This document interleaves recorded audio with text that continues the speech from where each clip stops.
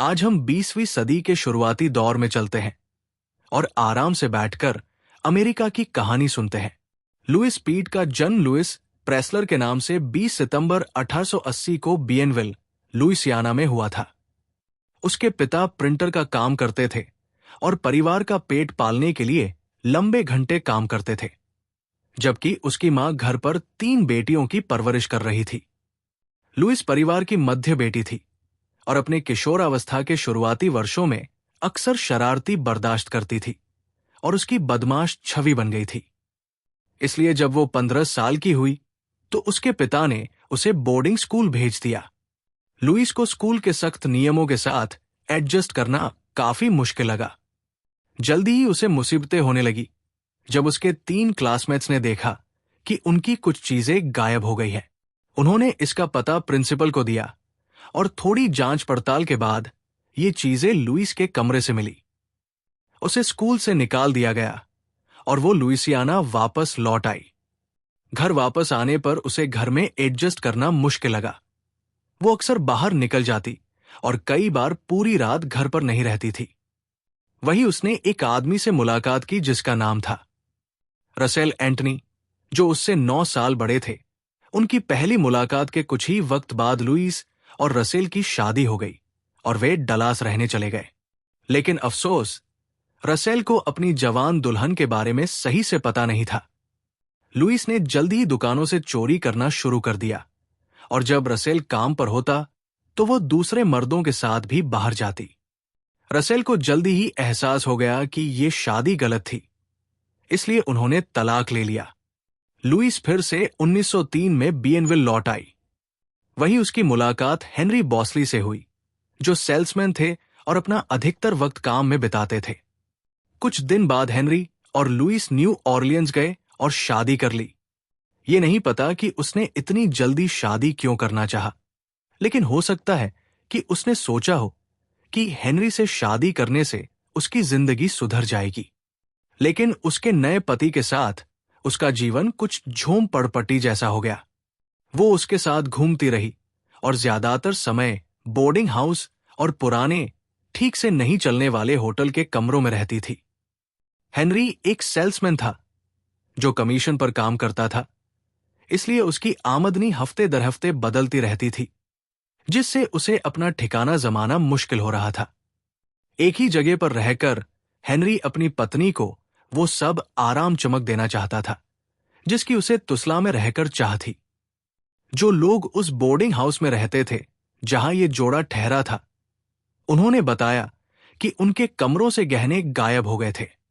Boarding house के मालिक ने तुरंत जगह की तलाशी ली और जल्दी ही वो चीजें लुइस और हेनरी के कमरे से मिल गई।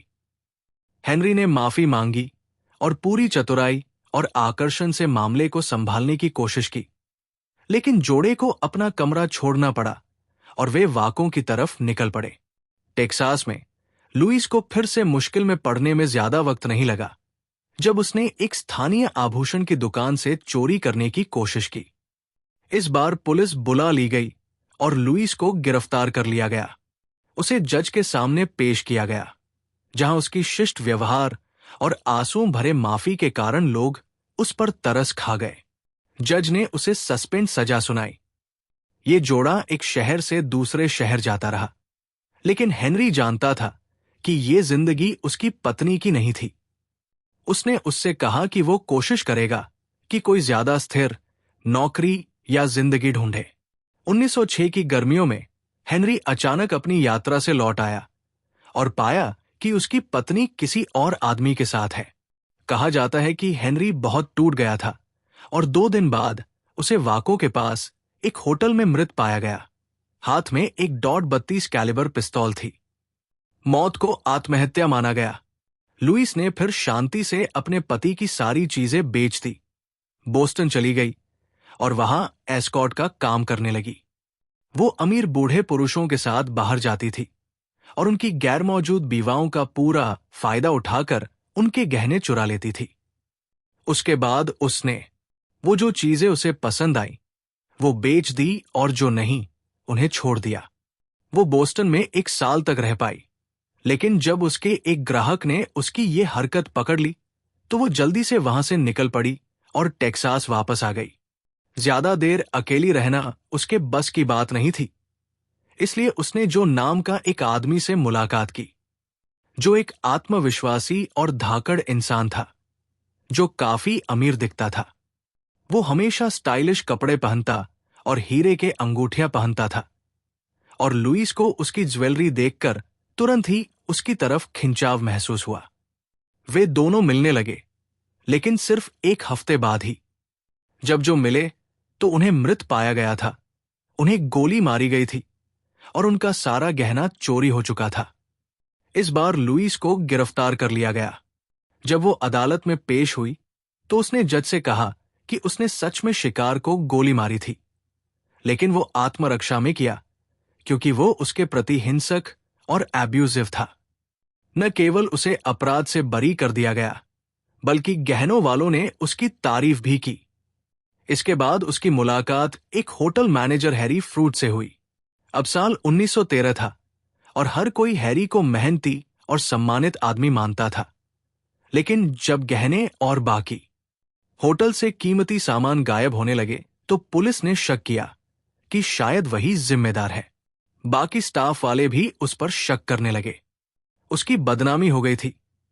इसलिए जब उसे उसके कमरे में उसके पास रिवॉल्वर के साथ मृत पाया गया तो पुलिस ने बिना किसी दिक्कत के उसकी मौत को आत्महत्या घोषित कर दिया। 1914 में लुइस डेनवर में रह रही थी, जहां उसकी मुलाकात एक सफल कारोबारी रिचर्ड पीट से हुई। जल्दी ही दोनों की शादी हो गई और 1916 में लुइस ने एक बेटी को जन्म दिया, जिसका नाम बेटी रखा गया। उनकी शादी में उतार चढ़ाव आते रहे, लेकिन रिचर्ड का बिजनेस सफल था, इसलिए लुइस काफी हद तक खुश थी। कई लोग सोचते थे कि लुइस अब 36 साल की हो गई है, उसने अपनी जिंदगी में सब कुछ संभाल लिया है और अपने पुराने दिनों को पीछे छोड़ दिया है, लेकिन ऐसा नहीं था। 1920 में अमेरिका की अर्थव्यवस्था एक तेज मंदी में चली गई। इससे रिचर्ड और उसके बिजनेस के लिए बहुत मुश्किल वक्त आया। उनकी शादी बिल्कुल ठीक नहीं थी और लुइस की जिंदगी का स्तर भी गिर गया था। तो उसने अपने पति को छोड़कर कैलिफोर्निया जाने का फैसला किया। वो लॉस एंजेलिस पहुंची और वहां काम ढूंढने लगी। वो अब 40 साल की हो चुकी थी और अखबार में सिचुएशन बेकन के विज्ञापनों के बीच घूमते हुए एक विज्ञापन पर उसकी नजर पड़ी, जिसमें साउथ कैटलिना स्ट्रीट्स के एक बहुत बड़े घर में हाउसकीपर की नौकरी के लिए कहा गया था। घर का मालिक 44 साल का विधुर जैकब डेंटन था। उसने खनन उद्योग से खूब पैसा कमाया था, लेकिन कुछ महीने पहले ही अपनी पत्नी और बेटी को इन्फ्लुएंजा की वजह से खो दिया था। जैकब ने लुइस को नौकरी का ऑफर दिया और अगले दिन वो अपनी बेटी के साथ उस घर में रहने चली गई। लुइस को तुरंत समझ आ गया था कि जैकब, वो अपने बड़े घर की वजह से अमीर था, लेकिन उसे सच में पता लगाना था कि वो कितना अमीर है। इसलिए जब मौका मिला, उसने उस कमरे की तलाशी ली जिसे वो ऑफिस के लिए इस्तेमाल करता था और उसके सारे निजी कागज देखे। जल्दी ही उसे पता चला कि जैकब डेंटन वाकई में बहुत अमीर था। उसे बैंक पासबुक्स और बहुत सारे गहने मिले, जिनमें से कई हीरे वाले थे। समय के साथ जैकब अक्सर लुइस से सामाजिक आयोजनों में साथ चलने को कहने लगा और कई लोगों को तो ऐसा लगता था कि वे एक जोड़ा है। इसलिए लुइस ने अपनी बेटी को वापस डेनवर भेज दिया रहने के लिए। रिचर्ड के साथ जब वो मई 1920 के अंत में जैकब के करीब जाने की कोशिश कर रही थी, तो जैकब ने अपनी भतीजी मिसेस आउलमैन से कहा कि वो उनके घर की सारी चीजों का हिसाब किताब करे। उन्होंने कोई वजह नहीं बताई कि ऐसा क्यों करना चाहते हैं, लेकिन हो सकता है कि उन्हें शक था कि लुइस उनकी ज्वेलरी और अन्य कीमती सामान चुरा रही है। कुछ दिन बाद मंगलवार 1 जून को लुइस ने माली से कहा कि क्या वो कुछ मिट्टी तहखाने के कमरे में ले जा सकता है, क्योंकि वो वहां मशरूम उगाना चाहती थी। माली खुशी खुशी उसकी बात मान गया, पर ध्यान दिया कि उसने जैकब को नहीं देखा। और आने वाले दिनों और हफ्तों में कई लोगों ने देखा कि जैकब कहीं नजर नहीं आ रहा था। एक कार सेल्समैन ने घर फोन किया, लेकिन लुइस ने उसे बताया कि जैक के हाथ में इंफेक्शन हो गया है और उसकी हालत बिगड़ गई है। उसने बताया कि उसे अपना हाथ कटवाना पड़ा। वो अलग अलग लोगों से अलग अलग कहानियां सुनाती। कुछ को बताती कि वो पोर्टलैंड में है, तो कुछ को कि वो सैन फ्रांसिस्को में है। वो जैकब के बैंक भी गई और उसकी सेफ डिपॉजिट बॉक्स खोलने की कोशिश की, लेकिन असफल रही। उसके बाद उसने नकद निकालने की भी कोशिश की। चेक था, लेकिन सिग्नेचर मैच नहीं होने की वजह से ट्रांजैक्शन रद्द कर दिया गया। जब बैंक वाले ने पूछा कि जैकब डेंटन कहाँ है, तो लुइस ने कहा कि वो एक स्पेनिश लड़की के साथ चला गया है। उसकी वेयरबाउट्स को लेकर सवाल लगातार उठते रहे और लुइस अजीब अजीब कहानियां सुनाती रही कि उसकी बाह काट दी गई है और कभी कभी तो पैरों में भी कुछ समस्या हो गई थी। लेकिन आखिर में लुइस हर किसी को यही बताती कि जैकब गया हुआ है, ताकि अपनी अम्पुटेशन को समझ सके। अंत में जैकब की पहली शादी से उसकी बेटी ने अपनी कजिन मिस आलमंड को लिखा, जैसे कि उसकी मासिक रिपोर्ट हो। अलाउंस अभी तक नहीं आया था। मिस आलमंड घर गई, लेकिन लुइस ने उन्हें बताया कि जैकब घर पर नहीं है। लुइस अब थोड़ा परेशान होने लगी थी, क्योंकि जैकब के बारे में उसे बहुत सारे सवाल मिल रहे थे। इसलिए उसने अपने पड़ोसियों से कहा कि वो डेनवर लौट रही है, ताकि अपने पति से मानभेद सुलझा सके। इसी बीच जैकब की बेटी ने अपनी मां को बताया, जो जैकब की पहली पत्नी थी, कि अलाउंस का भुगतान नहीं हुआ है। लुइस के जवाब से मिसेस ऑलमंड संतुष्ट नहीं हुई, इसलिए उन्होंने एक वकील जिसका नाम रश ब्लॉगर था, ने उसे पकड़ने की ठानी। अब सितंबर 1920 था और वकील जैकब की सेहत को लेकर बहुत चिंतित था। उसने पुलिस से संपर्क किया और उन्हें साउथ कैटालिना स्ट्रीट के उस घर की तलाशी लेने को कहा। वहां उन्हें 4 ताले लगे तहखाने मिले और जमीन की उस ढेर के नीचे, जो मशरूम उगाने के लिए इस्तेमाल होती थी, जैकब डेटन का सड़ता हुआ शव मिला। उसकी मौत पीछे से गोली लगने की वजह से हुई थी। पुलिस ने अपने डेनवर वाले साथियों से संपर्क किया और लुइस पीट को गिरफ्तार कर लिया गया। लुइस था। लॉस एंजल्स वापस ले जाया गया और ग्लेन रैंच पुलिस स्टेशन पर पहुंचाया गया। उसने जैकब की हत्या के बारे में किसी भी जानकारी से इनकार कर दिया और उसकी संपत्तियां चुराने से भी साफ मना कर दिया। उसने इस रहस्यमयी स्पेनिश महिला को दोष दिया और अपनी कहानी पर अड़ी रही। घर की तलाशी लेने पर पुलिस को ऊपर वाले कमरे की अलमारी में एक .32 कैलिबर पिस्तौल मिली, जिसमें से एक गोली चली हुई थी। लुइस ने किसी भी गुनाह से इनकार जारी रखा, लेकिन उसके बावजूद उसे अपने नियोक्ता जैकब डेंटन की हत्या का आरोप लगा दिया गया। उसका मुकदमा 21 जनवरी 1921 को शुरू हुआ। पीछा करने वालों ने कई भरोसेमंद गवाह पेश किए और उस स्पेनिश महिला को झूठा साबित कर दिया, जिसे लुइस ने बनाया था। उन्होंने लुइस के दावे पर भी सवाल उठाया कि जैकब ने उसे अपनी सारी चीजें दी थी, ताकि वो उनका मनमाफिक इस्तेमाल कर सके। दूसरी तरफ बचाव पक्ष ने गवाह बुलाए, जिन्होंने बताया कि उन्होंने वाकई उस रहस्यमयी स्पेनिश महिला को जैकब डेंटन के साथ देखा था। एक गवाह ने कहा कि उसने जून के बाद जैकब को एक हाथ गायब हालत में देखा था। लुइस पूरे मुकदमे के दौरान शांत रही, लेकिन वो गवाही देने नहीं आई। 17 फरवरी को मुकदमा खत्म हो गया और सिर्फ पुरुषों की जूरी को विचार विमर्श के लिए भेजा गया। वे 4 घंटे बाद अपना फैसला लेकर लौटे और आरोपी लुइस पीट को हत्या का दोषी पाया। जज ने उसे उम्र कैद की सजा सुनाई। उसका पति रिचर्ड वुड रिगली ने उसे पत्र लिखा, लेकिन 1924 में दिल टूटने और खराब नाम के कारण उसने आत्महत्या कर ली। उम्र कैद का मतलब हमेशा जेल में रहना नहीं था और 1933 में लुइस को सैन क्वेंटिन से नई महिला जेल टेहाचापी भेज दिया गया, जहां 1939 में उसका केस फिर से सामने आया। पैरोल बोर्ड को उसने पहले भी पैरोल के लिए अप्लाई किया था, लेकिन हर बार उसका आवेदन खारिज हो गया था। लेकिन इस बार पैरोल बोर्ड और उसकी सोशल वर्कर ने उसके आवेदन का समर्थन किया। एक पत्रकार जिसका नाम कैरोलाइन वॉकर था, उसे पता चला कि लुइस फिर से पैरोल के लिए अप्लाई कर रही है, तो उसने बोर्ड को लिखा और उन्हें मनाने की कोशिश की कि लुइस को फिर से समाज में छोड़ना बहुत खतरनाक होगा।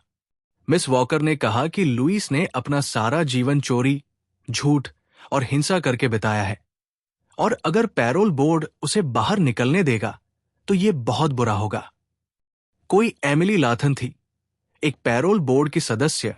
उसने अपनी चिंताएं खारिज कर दी और अपने साथियों से कहा कि मिस वॉकर को यह मानना चाहिए कि जेल किसी इंसान को सुधार सकती है।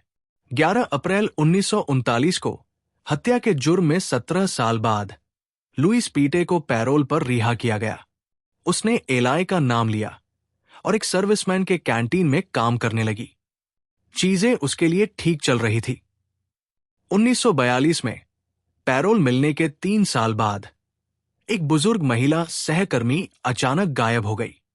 पुलिस उस सहकर्मी के घर गई और जब उन्हें वहां गड़बड़ी की हालत में पाया गया तो उन्होंने उसके काम पर सबसे अच्छे दोस्त से संपर्क किया, जिसे पुलिस केवल एलाय के नाम से जानती थी। उन्होंने उस महिला के गिरने की एक अजीब कहानी सुनाई। पुलिस ने यह नहीं जांचा कि वे किससे बात कर रहे थे और उन्हें कोई अंदाजा नहीं था कि अनली असल में लुइस थी। 1 साल बाद यानी 1943 की गर्मियों में लुइस के एक पैरोल अधिकारी और एमिली लैथन, जो उसकी पैरोल आवेदन के लिए जोरदार समर्थन करती थी, बीमार पड़ गई। इस वजह से लुइस उनकी देखभाल के लिए अपने अपार्टमेंट में रहने चली गई। हालांकि कुछ हफ्ते बाद एमिली लैथम का स्ट्रोक से निधन हो गया। लुइस तो जैसे सुधर गई थी, लेकिन उसने एमिली की 32 कैलिबर पिस्टल चुराने से खुद को रोक नहीं पाया। उसकी पैरोल की शर्तों में से एक ये भी थी कि उसे काम करना होगा, तो उसकी दोस्त मार्गरेट लोगन ने सुझाव दिया कि लुइस उनके यहां काम करे और उनके बुजुर्ग पति आर्थर की देखभाल करे, जो डिमेंशिया से पीड़ित थे। पैरोल बोर्ड ने इस पर सहमति दे दी और लुइस लोगन्स के साथ रहने लगी। मार्गरेट उसे 20 साल से जानती थी और उनका मानना था कि लुइस निर्दोष है। जिस अपराध में उसे सजा हुई थी, लुइस को असल में काम करना पसंद नहीं था। इसलिए उसने मार्गरेट को मनाने की कोशिश की कि वो अपने पति को किसी संस्था में भर्ती करवा दे।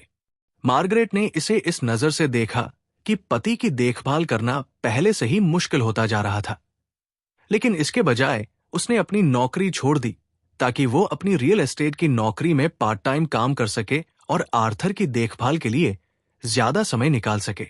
मार्गरेट को लुइस पर इतना भरोसा हो गया था कि जब वो एक संपत्ति बहुत कम कीमत पर खरीदने के लिए फंड जुटाने की कोशिश कर रही थी, तो लुइस ने उसे यकीन दिलाया कि वो खुद उस संपत्ति की मालिक है। डेनवर में एक प्रॉपर्टी थी जो उसे उसके पति के मरने के बाद मिली थी। उसने कहा कि अब जब उसे रिहा कर दिया गया है तो वो उस प्रॉपर्टी को बेच सकती है, और जब वो बिक जाएगी तो वो मार्गरेट की मदद करेगी उसकी प्रॉपर्टी स्कीम में निवेश करके। इस दोस्त की उदार पेशकश की वजह से मार्गरेट ने एक प्रॉपर्टी खरीदी जिसमें बहुत सख्त भुगतान शर्तें थी। लुइस मार्गरेट के साथ रहती रही और मई 1944 की शुरुआत में उसकी मुलाकात एक बूढ़े बैंक मैनेजर ली जडसन से हुई और 1 हफ्ते बाद उनकी शादी हो गई। हालांकि ये नियमों का उल्लंघन था। लुइस की पैरोल की शर्तें थी कि वे शादी को छुपाए रखें। लुइस ने अगले कुछ हफ्ते लॉगन्स के यहां या होटल में अपने नए पति के साथ बिताए।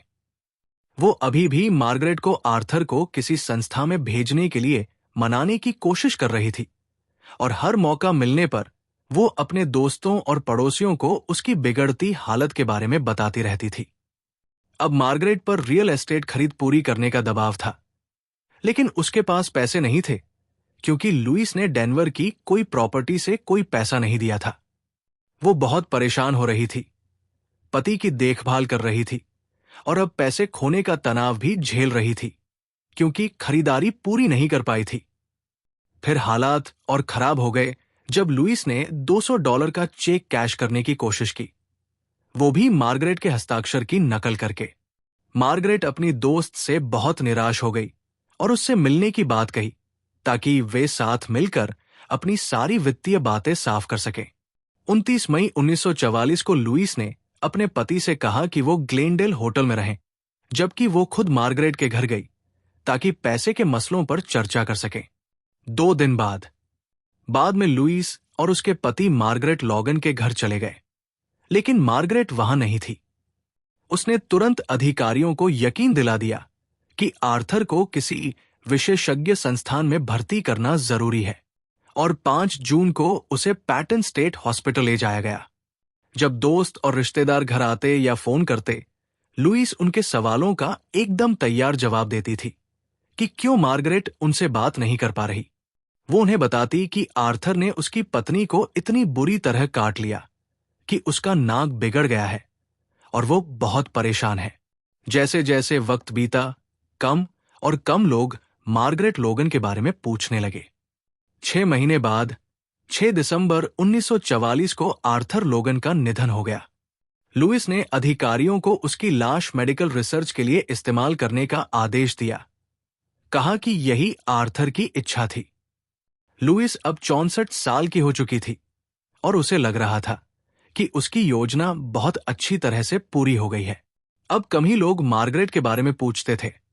आर्थर मर चुका था और वो अपने नए पति के लोगन के घर में रह रही थी और उनका पैसा खर्च कर रही थी। उसने पैरोल रिपोर्ट्स पर मार्गरेट का सिग्नेचर जाली बनाया था और उन्हें उसके पैरोल ऑफिसर को भेज दिया था। लेकिन चीजें लुइस के लिए उतनी आसान नहीं थी जितनी उसने सोची थी। उसका पैरोल ऑफिसर महसूस कर रहा था कि लुइस की रिपोर्ट्स ठीक नहीं लग रही हैं, तो उसने उन्हें डिस्ट्रिक्ट अटॉर्नी के चीफ इन्वेस्टिगेटर वॉल्टर लेंस को दिखाया। हस्तलेख देखने के बाद वॉल्टर ने तुरंत पता लगा लिया कि जून के बाद की सारी रिपोर्ट्स किसी और ने लिखी है। उन्होंने तुरंत अपनी चिंता रिपोर्ट कर दी।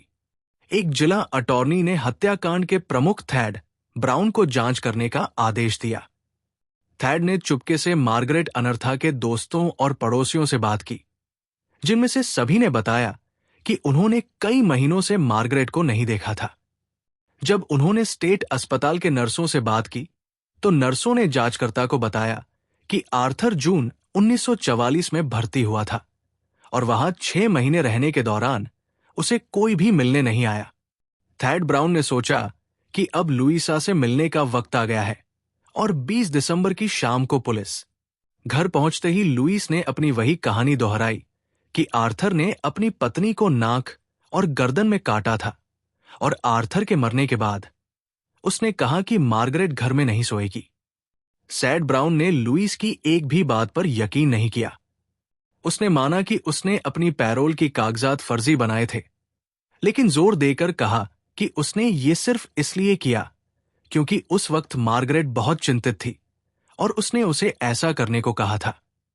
जब सवाल जवाब और तेज होने लगे, तो लुइस ने कहा कि अब वो किसी से बात नहीं करेगी सिवाय Los Angeles County sheriff Gene बॉर्स्केल के, जो अधिकारियों के साथ मौजूद थे। लुइस को पुलिस की गाड़ी में बैठाकर न्यायालय ले जाया गया ताकि उससे आगे पूछताछ की जा सके। इसी बीच पुलिस ने घर की तलाशी जारी रखी। थैड ब्राउन ने बगीचे की ओर देखा और फूलों से घिरी एक जमीन की पट्टी को नोटिस किया जहां एक एवोकाडो का पेड़ था। उसने अपने लोगों को खुदाई शुरू करने का आदेश दिया। बहुत जल्दी ही उन्होंने कुछ ऐसा देखा जो मानव अवशेष जैसा था। जैसे जैसे वे सावधानी से खुदाई करते गए, सड़ता हुआ पूरा शव सामने आया। मार्गरेट लोगन मिल गई थी। फिर लुइस को वापस उस जगह ले जाया गया, लेकिन वो नहीं चाहती थी। शरीर को देखो, इस समय तक रिपोर्टर्स को इस खोज के बारे में पता चल चुका था और वे घर के बाहर इकट्ठा हो गए थे। देर हो चुकी थी, लगभग आधी रात, लेकिन लॉगन के बगीचे में लाइटें जल रही थी क्योंकि पुलिस अपना काम जारी रखे हुए थी। लुइस से शेरिफ मिस गिलिस लगातार पूछताछ कर रही थी और आखिरकार उसने बयान दिया। उसने माना कि उसने मिसेज लॉगन का शव दफना दिया था, लेकिन मना किया कि उसने उन्हें मारा था। उसने कहा कि आर्थर लॉगन ने अपनी पत्नी को मारा था और फिर गोली मार दी थी जब उसने उसे रोकने की कोशिश की थी।